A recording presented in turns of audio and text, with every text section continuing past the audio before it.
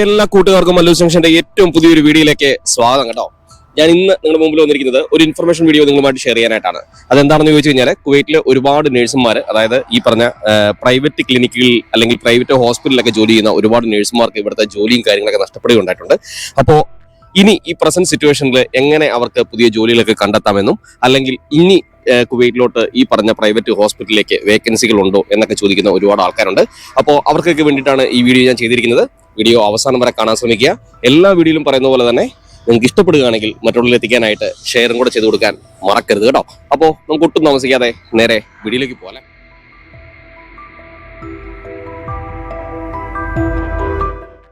ഞാൻ എൻ്റെ വീഡിയോകളിൽ പറയാറുണ്ട്, കുവൈറ്റിൽ വർക്ക് ചെയ്യുന്ന ഒരുപാട് നേഴ്സുമാർ പ്രൈവറ്റ് സെക്ടറിലും വർക്ക് ചെയ്യുന്നവരുണ്ട് എന്ന് ഞാൻ ഇതിനു മുമ്പുള്ള വീഡിയോയിലും പറഞ്ഞിട്ടുണ്ടല്ലോ.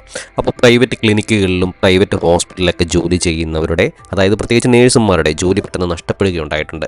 അപ്പോൾ അവരോട് ഈ ഹോസ്പിറ്റലിൽ തന്നെ NOCയും കാര്യങ്ങളൊക്കെ തന്നിട്ട് നിങ്ങൾ വേറെ ജോലിയൊക്കെ നോക്കാനാക്കിയിട്ട് പറഞ്ഞൊരു സാഹചര്യം ഉണ്ടായി. അതിൻ്റെ മെയിനായിട്ടുള്ള കാരണം എന്താണെന്ന് ചോദിച്ചു കഴിഞ്ഞാൽ കുവൈറ്റിൽ ഈ പ്രൈവറ്റ് ഹോസ്പിറ്റലിലൊക്കെ ഇൻഷുറൻസ് പ്രൊവൈഡ് ചെയ്യുന്ന ഒരു കാര്യം ഉണ്ടായിരുന്നു.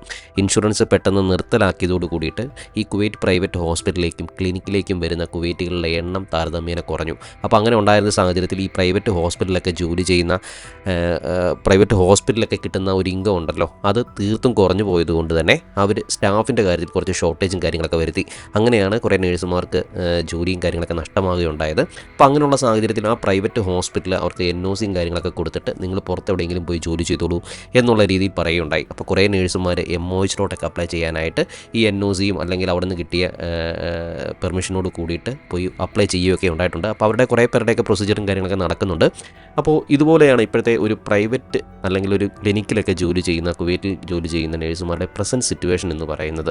അപ്പോൾ ഈ ഒരു സിറ്റുവേഷനിൽ നിന്നുകൊണ്ട് അവർക്കിപ്പോൾ ഇവിടെയുള്ള ഒരു പ്രൈവറ്റിൽ വർക്ക് ചെയ്യുന്ന നേഴ്സുമാർ തന്നെ കുറേ പേരൊക്കെ ജോലി നഷ്ടപ്പെട്ട് നിൽക്കുന്നവരുണ്ട്. കുറേ പേരൊക്കെ MOHലോട്ട് കയറാനായിട്ട് നിൽക്കുന്നവരുണ്ട്. അപ്പോൾ MOHലോട്ട് കയറുമ്പോൾ അവർക്ക് ഈ പറഞ്ഞ NOCയും കാര്യങ്ങളും ഉള്ളതുകൊണ്ട് തന്നെ യാതൊരു പ്രോബ്ലം ഇല്ലാതെ അവർക്ക് കയറാനായിട്ട് സാധിക്കും. അപ്പോൾ കുവൈറ്റിൽ നിൽക്കുന്ന ആൾക്കാരാണെങ്കിൽ, നേഴ്സുമാരാണെങ്കിൽ, നേഴ്സ് വിസ നിൽക്കുന്നവരാണെങ്കിൽ കുറച്ച് നാൾ മുമ്പ് വരെയൊക്കെ അവരുടെ CVയും കാര്യങ്ങളൊക്കെ ഈ പറഞ്ഞ MOHൽ റിസീവ് ചെയ്യുന്നുണ്ടായിരുന്നു. സർട്ടിഫിക്കറ്റ് വെരിഫിക്കേഷനും കാര്യങ്ങളൊക്കെ നടക്കുന്നുണ്ടായിരുന്നു.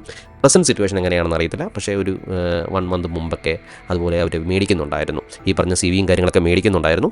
മേടിച്ചിട്ട് അവർക്ക് ഒരു ചാൻസും കാര്യങ്ങളൊക്കെ കൊടുക്കുന്നുണ്ടായിരുന്നു. കാര്യം പ്രസൻ്റ്ലി ഒരുപാട് നേഴ്സുമാരുടെ ജോലിയും കാര്യങ്ങളും ഇതുപോലെ നഷ്ടപ്പെട്ട് നിൽക്കുന്ന ഒരവസ്ഥയായിരുന്നു. അപ്പോൾ കുറേ പേരൊക്കെ തിരിച്ച് നാട്ടിലോട്ട് പോകേണ്ടി വന്നു. കുറേ പേരൊക്കെ ഈ പറഞ്ഞതുപോലെ MOHലോട്ട് കയറാനായിട്ട് പ്രസൻ്റ്ലി ട്രൈ ചെയ്യുന്നുണ്ട് കേട്ടോ.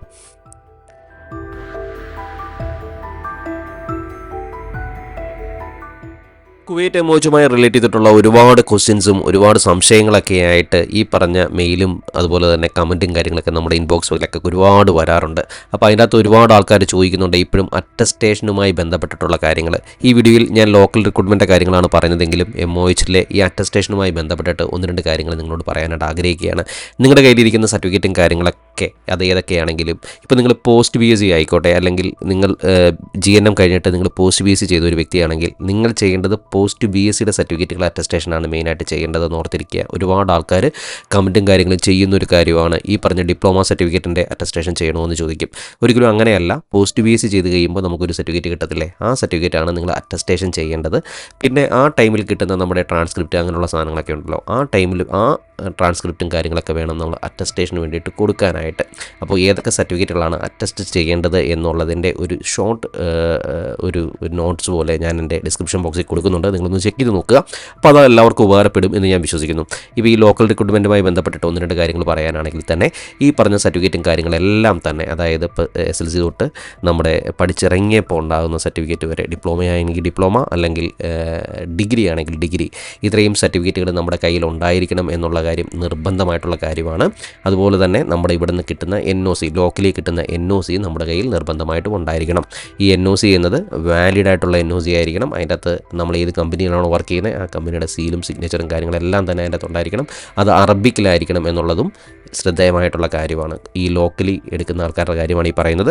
അതുപോലെ തന്നെ നമ്മുടെ ബർത്ത് സർട്ടിഫിക്കറ്റ്, ഈ പറഞ്ഞ ഗ്രേഡിംഗ് സർട്ടിഫിക്കറ്റ്, ഇങ്ങനെയുള്ള സാധനങ്ങളെല്ലാം തന്നെ നമ്മുടെ കയ്യിലുണ്ടായിരിക്കണം. ഫസ്റ്റ് ടൈം ആ ഒരു വെരിഫിക്കേഷന് വേണ്ടി നമ്മുടെ കയ്യിൽ വിളിക്കുമ്പോൾ നമ്മുടെ കയ്യിൽ എല്ലാ സർട്ടിഫിക്കറ്റും ഉണ്ടെങ്കിൽ അത്രയും ബെറ്ററാണ്. നമുക്ക് വീണ്ടും വീണ്ടും പോകേണ്ടി വരത്തില്ല. സർട്ടിഫിക്കറ്റ് എല്ലാം തന്നെ നമ്മുടെ കയ്യിലുണ്ടെങ്കിൽ മാത്രമേ നമുക്ക് ഈ പറഞ്ഞ റിക്രൂട്ട്മെൻറ്റിൽ നമുക്ക് സെലക്ട് ആകാൻ സാധിക്കത്തുള്ളൂ. അപ്പോൾ നിങ്ങളൊരു നേഴ്സാണെങ്കിൽ, നിങ്ങൾക്ക് നിങ്ങളുടെ കയ്യിൽ നേഴ്സ് വിസയും കാര്യങ്ങളും ഉണ്ടെങ്കിൽ നിങ്ങൾക്ക് തീർച്ചയായിട്ടും കുവൈറ്റിൽ ഇതേപോലെ ജോലിക്ക് കയറാനായിട്ട് സാധിക്കും. ഇപ്പോൾ ഒരുപാട് ആൾക്കാരുടെ ജോലിയും കാര്യങ്ങളൊക്കെ കഴിഞ്ഞ് നിൽക്കുന്നവരാണ്. ഇപ്പോൾ പ്രസൻറ്റ് സിറ്റുവേഷനിൽ എങ്ങനെയാണ് എന്നറിയത്തില്ല. പക്ഷേ കുറച്ച് നാൾ മുമ്പ് വരെയൊക്കെ നേഴ്സ് വിസ ഉള്ളവരുടെ ഈ പറഞ്ഞതുപോലെ അവർ സ്വീകരിക്കുന്നുണ്ടായിരുന്നു. സ്വീകരിച്ചതിന് ശേഷം അവർ ഈ സർട്ടിഫിക്കറ്റും കാര്യങ്ങളൊക്കെ വെരിഫൈ ചെയ്യുന്നുണ്ടായിരുന്നു. പക്ഷേ ഇപ്പോൾ പ്രസൻറ്റ് സിറ്റുവേഷനിൽ എന്താണ് എന്ന സ്ഥിതി എന്ന് അറിയത്തില്ല. നിങ്ങളൊന്ന് അന്വേഷിച്ച് നോക്കുക ഇപ്പോഴും എടുക്കുന്നുണ്ടോ എന്നുള്ള കാര്യത്തിൽ. എനിവേ ഞാൻ അതിൻ്റെ ലിങ്കും കാര്യങ്ങളൊക്കെ നമ്മുടെ ഈ ചാനലിൽ ഒന്ന് പ്രൊവൈഡ് ചെയ്യുന്നുണ്ട്. ഇനിയും നിങ്ങൾക്ക് ജോലിക്ക് വേണ്ടിയിട്ട് അപ്ലൈ ചെയ്യാത്തവരാണെങ്കിൽ നിങ്ങളൊന്ന് അപ്ലൈ ചെയ്ത് നോക്കുക. നിങ്ങൾക്ക് ചാൻസ് ഉണ്ടെങ്കിൽ, നിങ്ങൾക്ക് ദൈവം നിങ്ങളുടെ കൂടെ ഉണ്ടെങ്കിൽ തീർച്ചയായിട്ടും നിങ്ങൾക്ക് കോളും കാര്യങ്ങളും അവിടെ നിന്ന് വരുന്നതാണ്, അല്ലെങ്കിൽ നിങ്ങളെ സെലക്ട് ചെയ്യുന്നതാണ്. നമ്മുടെ MOH നേഴ്സുമാർ അപേക്ഷിച്ച് നോക്കുമ്പോൾ ഈ പറഞ്ഞ പ്രൈവറ്റ് ഹോസ്പിറ്റലിൽ ജോലി ചെയ്യുന്ന നേഴ്സുമാർക്ക് സാലറി പൊതുവെ കുറവാണ്. കൂടി വന്നു കഴിഞ്ഞാൽ അവർക്ക് കിട്ടുന്ന ശമ്പളം എന്ന് പറഞ്ഞു കഴിഞ്ഞാൽ ഒരു 350 തുടങ്ങുന്ന ശമ്പളമാണ് അവർക്ക് പൊതുവെ കിട്ടാറ്. അപ്പോൾ ഇത് വർഷങ്ങളായിട്ട് ഇവിടെ ജോലി ചെയ്യുന്നവരുണ്ടെങ്കിൽ തന്നെ ഒരു 400-450 ദിനാറിലൊക്കെ ശമ്പളത്തിൽ ജോലി ചെയ്യുന്നവരായിരിക്കും കൂടുതലും.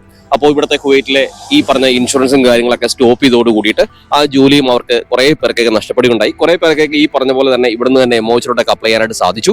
വേറെ പലരൊക്കെ ജോലിയൊക്കെ ഉപേക്ഷിച്ച് നാട്ടിലോട്ട് പോകേണ്ടി വന്നു. അപ്പോൾ ഇനി നിങ്ങൾ അറിഞ്ഞിരിക്കേണ്ട ഒരു കാര്യം എന്ന് പറഞ്ഞാൽ നാട്ടിൽ നിന്ന് വരുന്നവർക്ക് ഇതുപോലെ വേക്കൻസി ഉണ്ടോ എന്നുള്ള കാര്യമാണ്.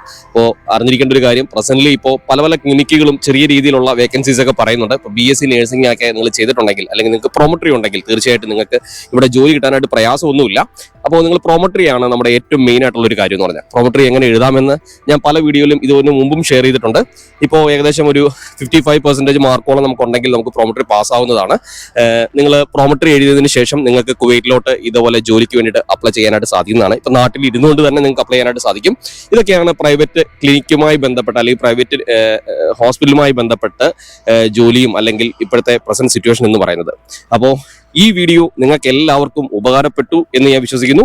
ഉപകാരപ്പെട്ടു എന്ന് നിങ്ങൾക്ക് തോന്നിക്കഴിഞ്ഞാൽ മറ്റുള്ളവർ എത്തിക്കാനായിട്ട് ഷെയറും കൂടെ ചെയ്ത് കൊടുക്കുക. നമുക്ക് മറ്റൊരു വീഡിയോയിൽ വീണ്ടും കാണാം. അതുവരെ എൻ്റെ എല്ലാ പ്രിയപ്പെട്ട കൂട്ടുകാർക്കും ഗുഡ് ബൈ.